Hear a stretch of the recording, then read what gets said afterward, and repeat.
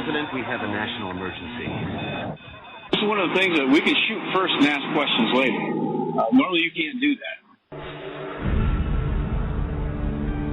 All of a sudden these trees started moving out of the way. They parted for me. And then I came out into this opening, and there where I saw Jesus Christ.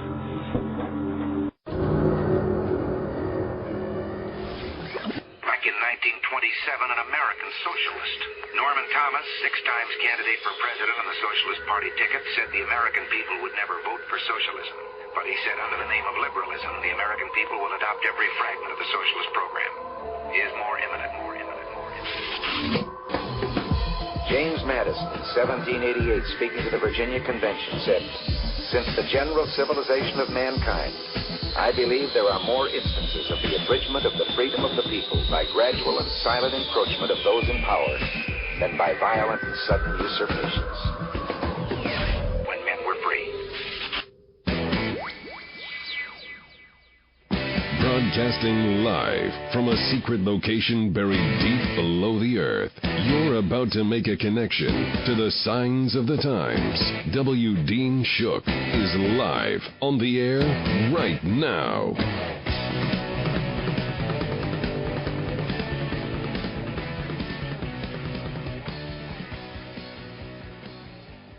End Time News says welcome to all of our immigrants who are just about to become American citizens. If you left your country because of the tyranny and government control, then you should feel right at home here, because the FCC has approved this internet regulation plan, net neutrality. This proposal is to remain secret in the run-up to the final vote. It's now in government control. So a welcome. This is End Time News, and I'm your host, W. Dean Shook. You know, also, Lynch has cleared the committee with 3 GOP votes. The Senate Judiciary Committee has voted to approve Attorney General nominee Loretta Lynch. Her full confirmation vote is now headed to a full Senate. During her confirmation hearing earlier this month, Lynch expressed support for President Obama's executive amnesty. She also said she believes illegal immigrants have a right to work in the United States. She said, "Senator, I think the right and obligation to work is one that is shared by everyone in this country, regardless of how they came here. And certainly, if someone is here, regardless of status, I would prefer that they be participating in the workplace than not be participating." Now, folks, there's still time on this one. Remember, it's been proven that Lynch was involved in the money laundering scheme with HSBC. These are the folks that were laundering drug cartel and terrorist money. I want you to remember this. All it takes for evil to win is for good people to do nothing. I want you to go to my website, wdeanshook.com. There's a banner there that says Contacting Congress. Click on that banner. It takes you to a website with a map of the United States. Click on the state that you're in, and it will bring up all of the contact information for all of the representatives in your state. You need to burn up the email, burn up these phone lines. Because remember, all it takes for evil to win is for good people to do nothing. Get off of your keisters and do something. All right, let's explore today's debauchery. And today's program is just full of debauchery. And this is definitely news that the mainstream media is never going to tell you this stuff. And I have got a long list to share with you. Let's start with a CNN political commentator who's also a writer for the Daily Beast. She's now saying not only is she homosexual, but she wants her 6-year-old daughter to grow to be a lesbian as well. She said, "I'm gay. I want my kid to be gay too." This according to Sally Cohen in an editorial published in the Washington Post. She said, "Many of my straight friends, even the most liberal, see this logic as warped. It's one thing for them to admit that they would prefer their kids to be straight, something they'll only begrudgingly confess. But wanting my daughter to be a lesbian? I might as well say I wanted to grow up to be lactose intolerant." One friend asked, "Don't you want her to be happy?" Perhaps he just meant that it's easier to be straight in a homophobic culture. This attitude complies with, even enforces, that culture in the first place. Cohen also complained her young daughter's already showing interest in boys. She said, "So far, it doesn't look like my 6-year-old daughter is gay. In fact, she's boy crazy," Cohen writes. "That it seems early to me, but I'm trying to be supportive. Recently, she had a crush on an older boy in her school bus. She was acting as any precious, socially awkward child would, which is to say, not very subtle. I confided in a friend who has an older daughter. She wants to give this kid a card and presents, I emailed. The other kid is so embarrassed, it's painful to watch. What do I do?" She says, "My friend wrote back with a slew of helpful advice, ending with a punch to my gut. When she said, 'Bet it wouldn't bother you so much if she had a crush on a girl,' well, she was right. She said, 'I'm a slightly overbearing, pro-gay mom, but I'm going to support my daughter, whatever choice she makes.' Like it's a sin to be straight." And I want to tell you also about a story that's been reported by WND. With the recent threats from ISIS saying that they're looking for lone wolves to attack malls in America, Homeland Security Chief Jeb Johnson warned that a Somali-based terrorist group is encouraging independent actors to carry out attacks in Western countries, with the Mall of America in Minnesota as a specific target. What he failed to mention was the U.S. continues to import hundreds of high-risk Islamic refugees from Somalia every month. The State Department Refugee Resettlement Program has placed more than 100,000 Somalis into U.S. cities and towns since the early 1990s. All of them Muslims, hand-selected by the United Nations Refugee Agency. Minnesota has become the most popular destination, with secondary hotspots in Maine, Ohio, Colorado, and Southern California. More than 800 new refugees from Somalia arrive in the United States every month, according to Refugee Resettlement Watch. The constant influx has earned parts of Minneapolis the nickname Little Mogadishu. Johnson told CNN Sunday that terrorist groups such as Somalia-based Al-Shabaab are relying more and more on independent actors to become inspired and attack their own. He made no mention of any of this in his interviews on Sunday morning in all of the news shows that brings these independent actors to the U.S. in the first place. Johnson said there was a need for a comprehensive approach to fighting the ever-present threat posed by terror groups, including Al-Shabaab and the Islamic State or ISIS. Well, one would think that cutting off the spigot of Islamic immigration would play a role in a truly comprehensive approach. This according to Islam expert Robert Spencer, who runs the Jihad Watch blog at the David Horowitz Freedom Center. He said to talk about tackling the problem without addressing the refugee pipeline is disingenuous. The government's concern about these threats is completely undercut by the Obama administration's immigration policy, said Spencer. More than 800 Somalis a month are entering this country. So it's no wonder the jihadists are calling for terrorist attacks on the Mall of America. It's in Minneapolis, Minnesota, which is now home of America's jihadist homeland in America. Al-Shabaab are Somalis. Seems to me it's not too hard to figure out, but apparently people are having some trouble with this.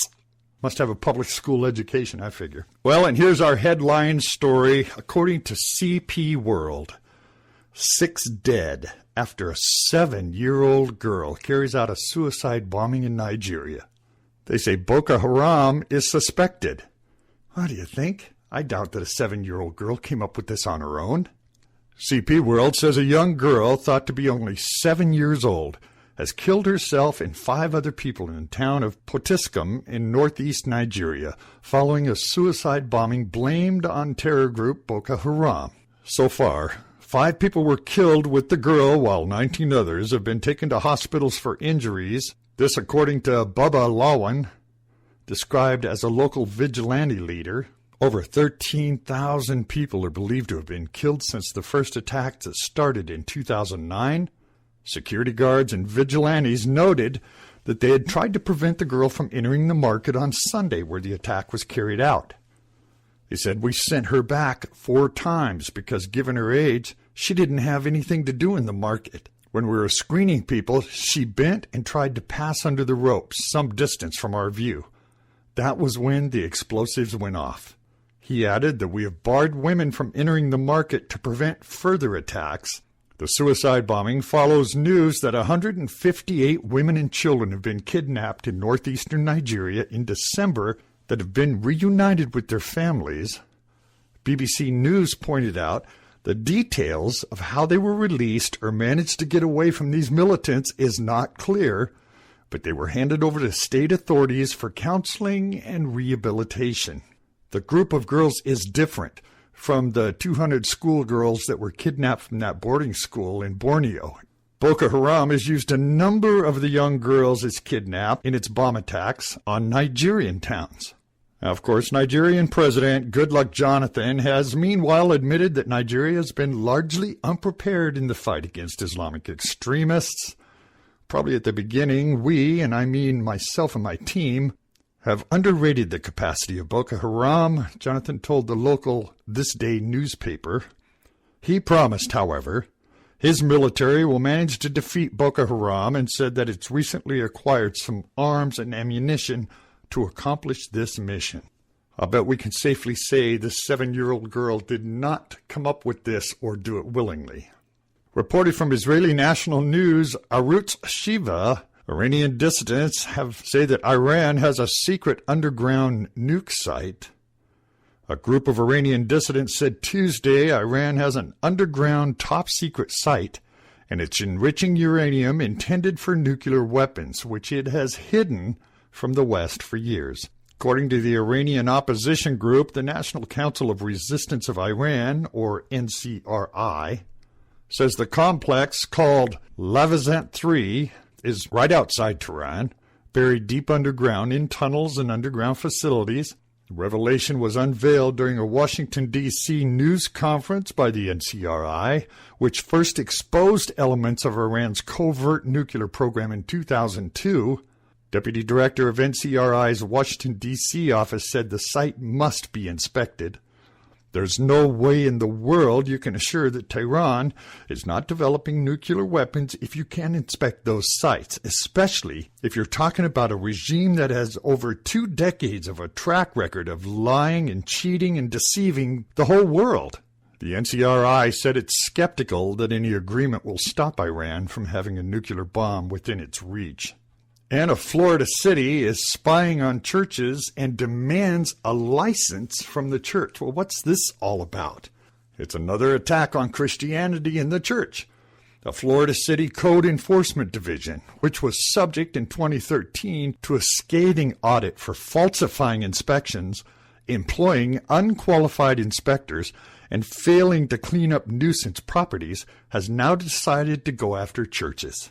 The city of Lake Worth in Palm Beach County has taken the position all churches are required to obtain a business license to conduct worship services, and is using city employees to covertly attend services and acquire evidence, including video, for future court presentation.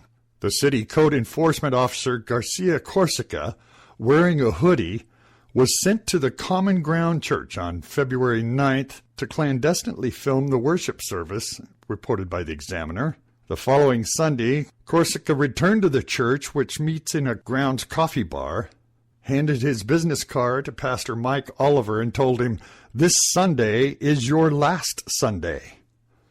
Oliver said he had never received a notice from the city of any violation of any local law, only learned of a non-compliance affidavit had been issued when a church employee checked the city website, where Corsica wrote in his case narrative, "I inspected the property and found the following violations. Business rental property found without a current City of Lake Worth business license, specific to operating a church or house of worship." He said, "I walked back to the coffee bar and was able to visualize what appeared to be a ministry in progress." No. Including someone speaking from a podium, an overhead TV or projection with scripture verses on it, rows of people sitting in chairs on both sides like a gathering setting, people holding what appear to be Bibles or religious books. One had a cross on it. Oh, no. The report stated that a video was captured of the city phone to be used for future court presentation. However, Common Ground Coffee Bar does have a business license.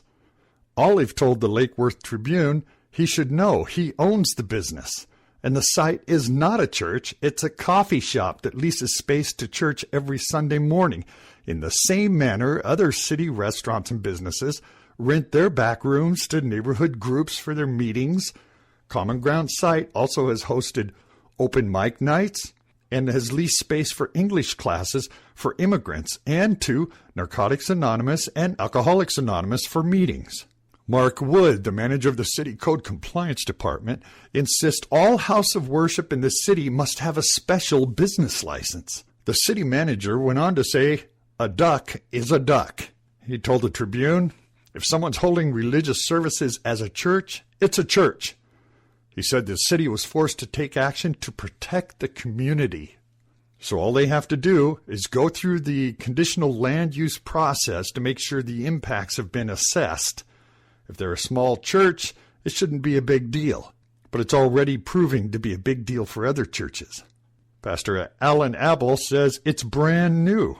He's pastor of the First Presbyterian Church. He told the Tribune, "We've been here 99 years, and we've never had to have a business license." When we come back, you'll never guess who's getting kicked off of a key committee. That's right, it's a Muslim. You'll want to stay tuned for that. I'm going to take a short break here. I'll be right back in just a minute. You're listening to End Time News.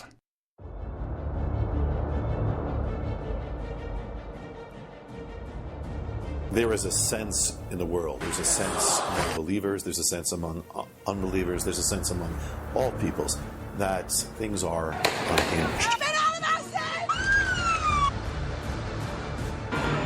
The Middle East is unhinged with uprisings, revolutions, and where's this heading?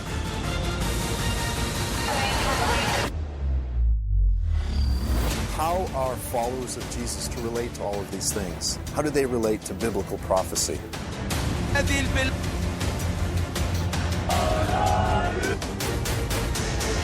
America is in spiritual, moral crisis.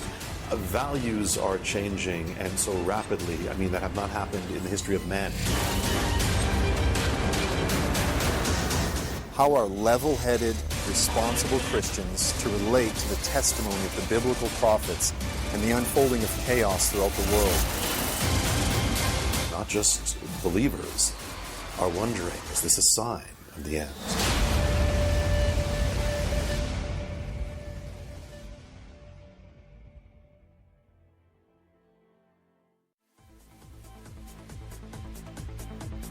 Hi, folks. Have you noticed the federal government and police departments are using drones for everything? Drones are expensive. They're hard to fly. It can take up to a week just to learn to make a drone hover. Not anymore. There's a new generation of drones that are not only affordable, but very easy to fly. Now, you can have your own personal drone, anything from a micro mini that'll fit in the palm of your hand, right up to a full-scale model, 10 inches in diameter like the model I have, the V949 Pro. Comes with a 6-axis, 4-rotor blade and an HD 2.4 camera mounted on the bottom. These drones are made of a space-age polymer. They're durable. And don't worry about crashing your drone. Replacement blades for this drone from the website are only $1.80 for a pack of 4. That's right, I said $1.80 for a pack of 4 replacement blades. You can also get an extra long life battery. This battery allows you up to a half hour of fly time with a maximum speed of 40 miles an hour.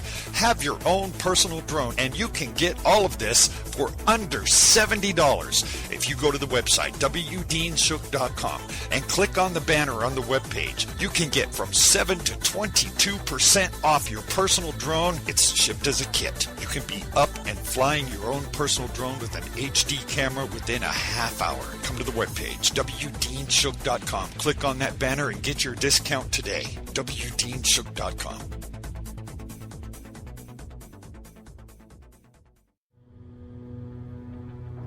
We have not massively expanded the welfare state. That's just not true. Under the Obama administration, food stamp spending has surged. Do you think he is not aware of these numbers? We have so many people who can't see a fat man standing beside a thin one without coming to the conclusion the fat man got that way by taking advantage of the thin one. Margaret Thatcher once said, the problem with socialism is you eventually run out of other people's money. So they're going to solve all the problems of human misery through government and government planning. And there is hardly anybody who will defend the public housing program as having improved the housing of the poor.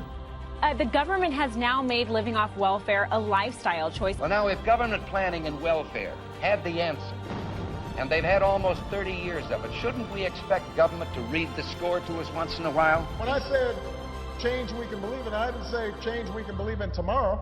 Shouldn't they be telling us about the decline each year in the number of people needing help?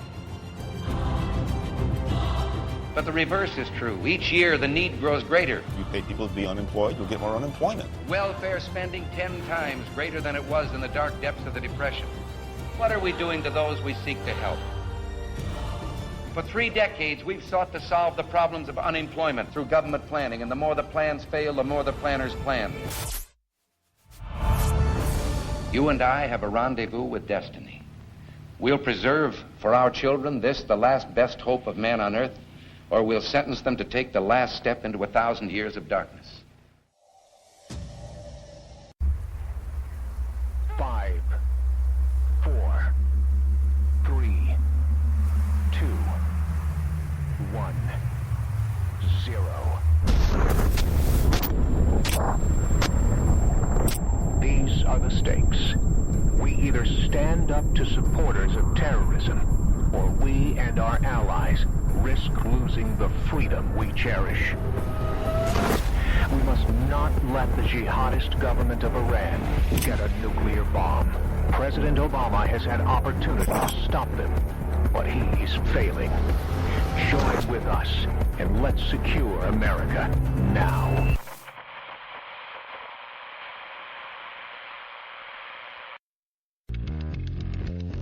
GoDaddy offers everything you need to make a name for yourself on the web, from domain names and website builders to complete e-commerce solutions.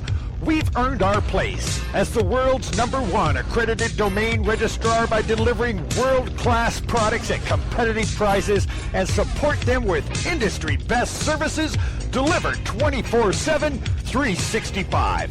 We're proud to serve our customers from locations around the world. Sign up now at wdeanshook.com and get your domain name as low as $5.99 a year. Sign up now at wdeanshook.com. Go, Daddy. Go, Daddy.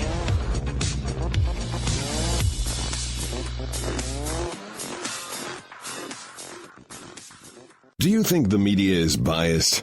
Maybe they're leaving something out, or there's something they're not telling you.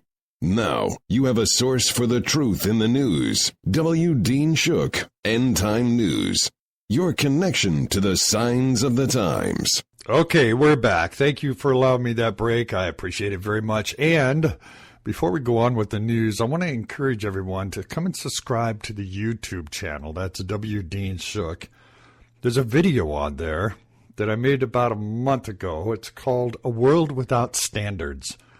I want to encourage everyone to go watch this video of what happens when we have a world without standards. That's W. Dean Shook on YouTube. Subscribe today. I got a new YouTube video coming out this weekend, I believe. Also, you can find all of the programs on YouTube. So let's get on with it. A Muslim congressman is to be booted off of a key committee. WND is reporting this. I believe it's an exclusive, too. A Washington-based think tank who's focused on national security has released a dossier on Muslim U.S. Representative Andre Carlson, a Democrat from Indiana, charging his association with radical Islam groups warrants his removal from the House Intelligence Committee. CSP President Frank Gaffney served as Deputy Assistant Secretary of Defense for Nuclear Forces and Arms Control Policy during the 1980s. He was later a staff member for the Senate Armed Services Committee. He explained why Carson should be removed from the committee.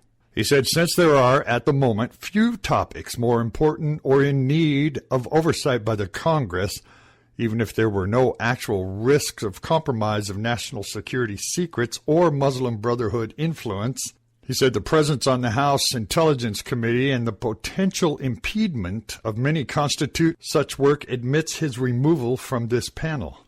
The report noted Middle East Forum's Islamist Watch project, ran by Daniel Pipes, revealed that Carson received campaign contributions from numerous radical Muslim groups. For example, Carson received a $5,000 campaign contribution in 2008 from the Council on Islamic Relations, or CAIR, who was, of course, an unindicted co-conspirator in a terror financing trial where the federal judge found ample evidence of CAIR's link to Hamas. Carson received another $1,000 from CAIR in 2014. Carson, however, has even a larger relationship with another radical group, the Islamic Society of North America, or the ISNA, which was listed by the Muslim Brotherhood as a like-minded organization that shares the goals of making the U.S. an Islamic nation. The congressman received more than $30,000 in campaign contributions from individuals associated with CAIR and with the Islamic Society of North America, which was also named an unindicted co-conspirator in the Holy Land Foundation case. Carson has been openly active with the ISNA.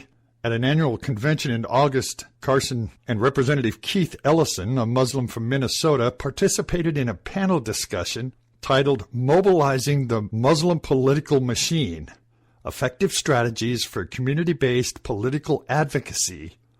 The panel focused on community organizing tools for and participation in the electoral process. Carson and Ellison again participated in 2009. The topic of discussion was effective strategies for Muslim political advocacy. The new Carson dossier was unveiled in a presentation from Gaffney about the Muslim Brotherhood. And, of course, the debauchery goes on. Fox News is reporting, you may have heard this, but I know the other mainstream media won't pick it up. Senior State Department official was arrested for allegedly soliciting sex from a minor. A senior State Department official in charge of federal counterterrorism programs will face trial in Virginia after he was arrested Tuesday afternoon for allegedly soliciting sex from a minor. Fairfax County police officials said Daniel Rosen was arrested by a county detective about noon Tuesday at his Washington, D.C. home after he allegedly sought to arrange sex with a minor. The detective, a female officer working in the county child exploitation unit, had posing as a minor in online exchanges with Rosen. Mr. Rosen, who's the director of counterterrorism programs and policy at the State Department, appeared in D.C. Superior Court Wednesday, waived extradition to Virginia. A judge ordered him held without bond. Authorities said they would be transferred to Fairfax County Jail sometime in the next 10 days. An online court record did not list an attorney for him. County police said typically employers are notified of an arrest like this. The State Department was indeed notified of this case. The department was moving to put Rosen on leave after his arrest. Department spokesman Jen Pesky said late Tuesday, "We're aware that a State Department employee has been arrested and charges have been issued." A source with the diplomatic security said law enforcement agencies housed within the Department of State told Fox News law enforcement officers were hitting Rosen's phones, meaning that a search warrant has been issued so police could examine the devices for more evidence. A State Department source on Wednesday downplayed Rosen's role in the Bureau. Dan Rosen was not responsible for Homeland Security and foreign policy strategy and issues. He was simply one of many directors in the State Department Counterterrorism Bureau. Sure. Well, I found a story from Ted Cruz that I wanted to share with you because I think Mr. Cruz is very correct on this. He said the next 20 months are going to be very dangerous. The senator described Obama's reaction to his drubbing in the 2014 midterm election, where the GOP made landslide gains in Congress, as unprecedented, Unlike other presidents, such as Bill Clinton, he had reacted to such midterm repudiations with humility and compromise, where Cruz said Obama reacted with anger and defiance. Cruz predicted Obama will now issue executive order after executive order that will see a degree of lawlessness that exceeds even the last 6 years. Speaking to a small group of conservative reporters across the street from the annual Conservative Political Action Conference, or CPAC, Cruz predicted the world will be a much more dangerous place before Obama leaves office. He said ISIS, the Iranians, the Russians, President Putin, among others, have given every reason they intend to do as much damage as possible because they see Obama as offering no credible deterrent. Cruz implied the problem was compounded by a GOP congressional leadership unwilling to confront Obama on the most important issues. The Senate called it a tough week in which GOP leadership joined with Senate Minority Leader Harry Reid to pass amnesty. Telling you folks, it's a dark day in America, and here's a good example of that. I've been reporting to you how Obama is moving forward with his executive amnesty, even though he has a court order to stop in his tracks. Here's another movement on his part. President Obama's amnesty juggernaut has taken another step forward despite the federal judge order to stop in his tracks.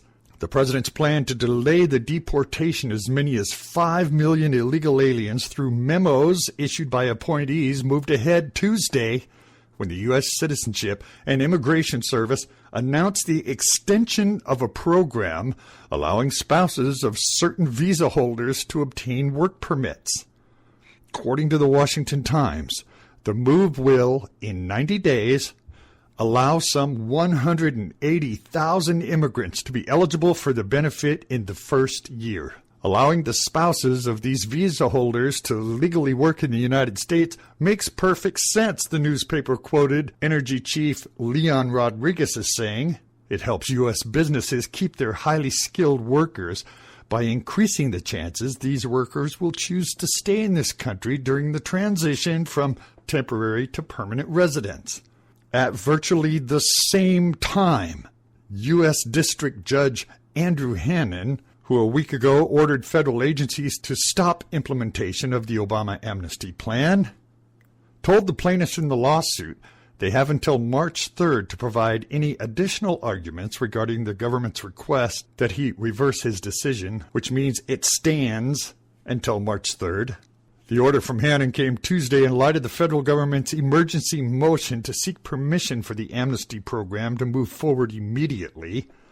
Meanwhile, with the clash with Congress over whether or not executive amnesty should receive funding in the Department of Homeland Security budget, Obama held a closed-door White House meeting with immigration advocacy leaders. He did that Wednesday morning. The White House announced later Obama would hold an immigration town hall in Miami. Now, I guess I don't understand. Why is Congress and the Senate allowing this president to do whatever he wants, even break the law, defy court orders, push bills they refuse to allow anyone to see? What's with this?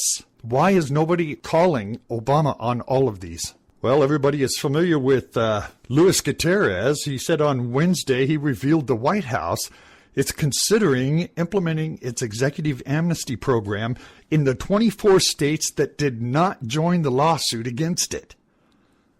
This is unbelievable. A majority of states, 26, joined the lawsuit that led to the federal judge, Andrew Hannon, issuing an injunction against Obama's executive amnesty last week. The Obama administration complied with the injunction, did not accept applications for his executive amnesty, and asked Hannon for a stay before it files an appeal to the Fifth Circuit Court of Appeals. But the White House, according to Gutierrez, is deciding whether it has the legal authority to launch its executive amnesty program in the 24 other states and the District of Columbia before the lawsuit is resolved. Said, I think this is very worthy observation. And the White House, I know the advocates are on it. But I've got to tell you, President Barack Obama is on it too. He's thinking about it. And while the White House has been trying to figure out if it's an option, Gutierrez has gone on a nationwide executive amnesty tour to instruct illegal immigrants how the executive amnesty process works and warn them of scammers who may try to take advantage of them, reportedly even suggesting the Obama administration would go further and decide if it has the authority to implement its executive amnesty in every state except for Texas, which the Obama administration asked Hannon to stay in his injunction. It proposed a compromise in its filing. Let every state that except for Texas implement executive amnesty. Now, how could you do that? In a closed-door White House meeting with some of the country's top pro-amnesty leaders on Wednesday, Obama suggests that his administration is considering ways to start implementing its amnesty. According to the White House, Obama highlighted that despite the Texas court ruling, the administration will continue to make progress on as many components of the executive action, and it's confident we will ultimately be able to implement the deferred action policies. Well, let me say to all of the immigrants, if you left your country because of tyranny and government control, you should feel right at home here. You can email me at contact@wdeanshook.com. Join me on Facebook, W. Dean Shook. Twitter is W. Dean Shook. And as usual, when the dust settles and the smoke clears, I'll be back with another episode of End Time News, with news the mainstream media is never going to tell you. Thank you. You can get these full stories and more at WDeanShook.com. That's WDeanShook.com.